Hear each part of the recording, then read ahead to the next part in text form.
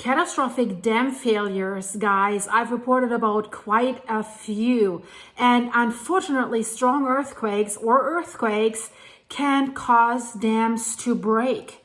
And with this dam, that would be a big problem. We just had a strong magnitude 5.4 earthquake in Alaska that was widely felt. And why am I talking about dams? Because it was close to Alaska's largest hydroelectric project, and scientists are worried about that dam.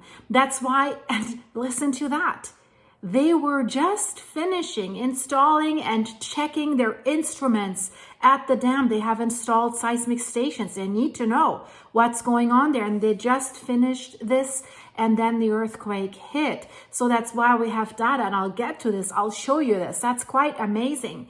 But let's just talk about what we're dealing with here. The Bradley Lake Dam, a hydroelectric project, was energized in September 1991 after 5 years of construction, and 36 years after the U.S. Army Corps of Engineers first investigated the possibility of a hydroelectric project in the area. So that earthquake hit in the morning, magnitude 5.4, south of the city of Seward. You see this here on the picture. This is along a zone where we do have a subduction zone, where we do have a lot of earthquakes, Pacific Ring of Fire, of course. And 9:30 a.m. today, October 30th, was reported, widely felt. It was felt as far as 100 miles in a circle. 100 miles, that's 165 kilometers around the epicenter. And notably, the closest Alaska earthquake center seismic stations to the event are located at the Bradley Dam, at the Bradley Lake Dam. You can see this here. So these stations were originally installed in 2008 in a partnership with the Alaska Energy Authority. And magnitude 5+ earthquakes are not unusual in the Kenai Peninsula. That's the area that we're looking at, that has experienced almost 400 magnitude 5+ earthquakes in the past 40 years, as we can see here. But now, for this earthquake, more than 2,000 people have filled out a report. There's this website, Did You Feel It? So you can describe what you felt. It's viewable if you go to the USGS map interface. Most people reported that they thought the shaking lasted something between 10 to 30 seconds, which is verified by the shaking that was recorded by surrounding seismic sites that we see here. And how everyone experienced the shaking, that depends on several factors, where you are, what building you are, and where you are located at that moment.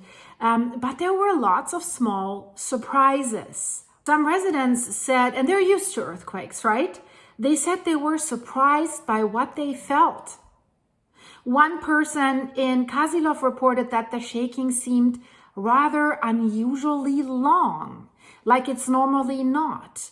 And it was also unusual for their location.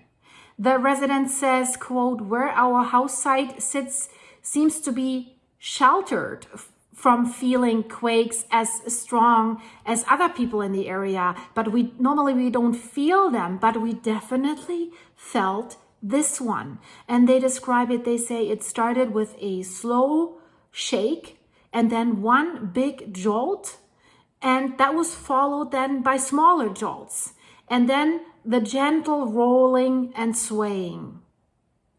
Another resident that lives in Homer, she's actually a project manager with the EarthScope Consortium and a seismologist, wasn't sure at first what was happening. And that is interesting. If a seismologist is not sure what is happening, that tells you something not normal is happening. So she said, "I felt a bit of a jostle but we've had storms lately, so that wasn't unusual. Then it kept going and I realized it wasn't windy. A few seconds in, I thought it might be the start of something bigger.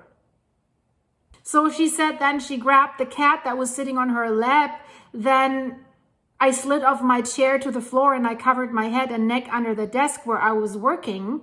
And after the shaking stopped, she said she looked around to see if her Halloween decorations were still in place.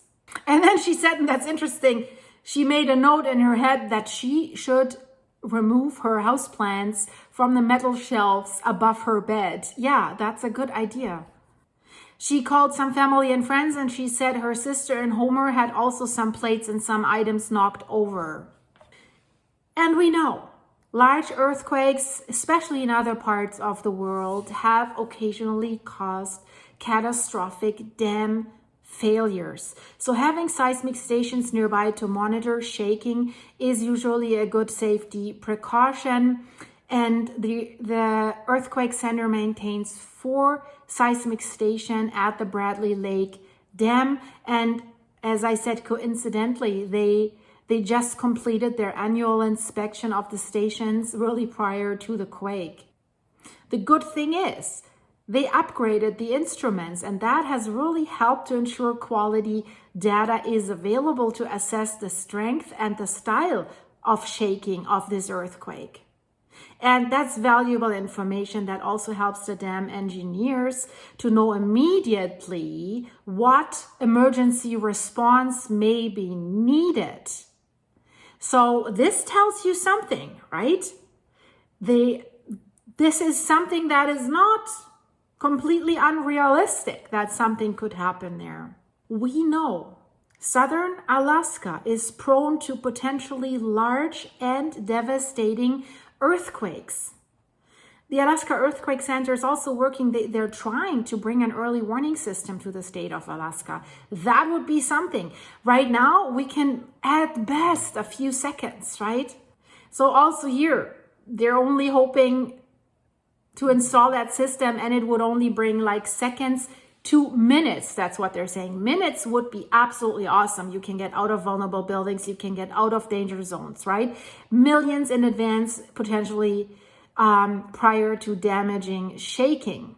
So in the past year, and that is interesting, guys, did you know that they were using Android phones for the past year to potentially serve as earthquake sensors once the waves reach people? And this Seward earthquake in Seward, the magnitude 5.4, is the first that we have heard from anyone in Alaska that has prompted such an alert. One resident has said in their Did You Feel It report, they said, well, we heard the alert go off, and as I was waking up enough to find my phone, the quake already got to us. We were confused because we were in a motorhome, in an RV, and they say it usually shakes when the dog walks through it, right? These things are quite shaky. So, and they said the alert just said something about a quake 44 miles away and that we may feel it. It did help to solidify that it was the quake that we were feeling and not something trying to raid the pantry from the outside of the camper. So definitely, if we see the maps where people reported shaking, you see this here, here on this map, that's the map of the region where the earthquake shaking was felt with seismograms from the closest Alaska Earthquake Center seismic station. And yeah, nothing happened to the dam. But I thought I'm going to bring this to your awareness that we do have infrastructure in these areas that are at high risk of high and strong earthquakes. It's a good thing that they are surveilling this and that they are prepared. And it seems they also know they have emergency protocols in place. But if the dam breaks, there's not much that you can do, right? But one would assume that a place like Alaska that has so many earthquakes, yeah, that they're better prepared than other places, right? Japan is prepared very well. So guys, if you liked it, go to my Buy Me a Coffee site, buy me a coffee, link is in the description, like and hype this video, and come back. Subscribe if you're new here and become a member. Click the join button for behind the scenes stuff. And I would love to see you here in the next one because you will not regret it. Crazy things are going on all over the world, guys. So I have so many videos for you to binge watch. Let's start with this one and from there, the next one. Stay safe, guys. Bye-bye.